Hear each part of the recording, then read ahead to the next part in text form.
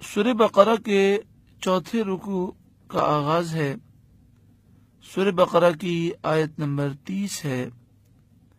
ارشاد فرمایا وَإِذْ قَالَ رَبُّكَ لِلْمَلَائِكَةِ، اور یاد کرو جب آپ کے رب نے فرشتوں سے فرمایا۔ تفسیر خازن پہلی جلد صفحہ نمبر 34 پر ہے۔ وَإِذْ قَالَ رَبُّكَ أَيْ وَاذْكُرْ يَا مُحَمَّدْ إِذْ قَالَ رَبُّكَ، کہتے ہیں یہاں یہ مراد ہے اے محمد، اے اللہ کے رسول، اے محبوب، آپ یاد کیجئے جب آپ کے رب نے فرشتوں سے فرمایا۔ اور تفسیر خازن میں آگے لکھا وَكُلُّ مَا وَرَدَ فِي الْقُرْآنِ مِنْ هَذَا النَّحْوِ فَهَذَا سَبِيلُهُ، قرآن میں جہاں کہیں بھی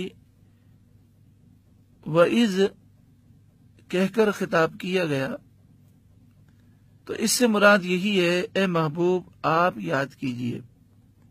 وَإِذْ قَالَ رَبُّكَ لِلْمَلَائِكَةِ، اور اے محبوب آپ یاد کیجئے جب آپ کے رب نے فرشتوں سے فرمایا انی جاعل فی الارض خلیفہ، میں زمین میں اپنا نائب بنانے والا ہوں۔ اللہ تعالیٰ نے زمین و آسمان اور فرشتوں اور جنات کو پیدا فرمایا، فرشتوں کو آسمان میں اور جنات کو زمین پر ٹھہرایا۔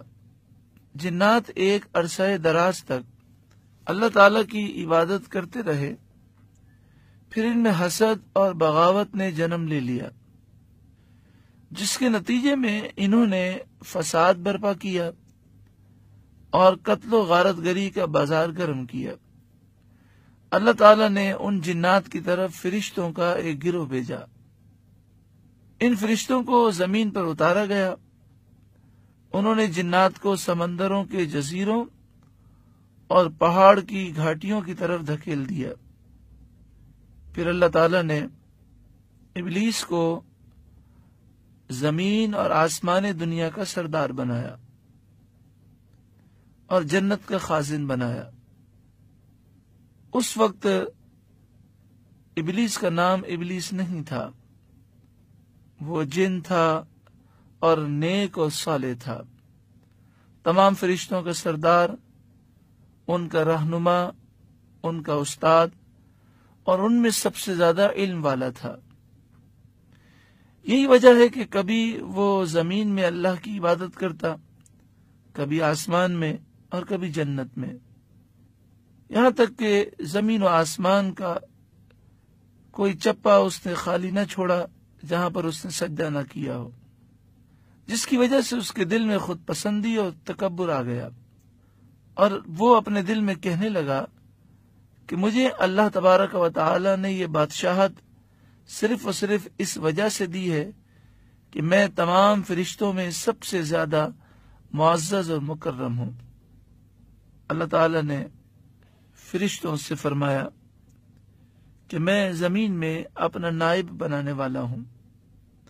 حضرت آدم علیہ السلام یہاں مراد ہیں، آپ کو خلیفہ کہا گیا۔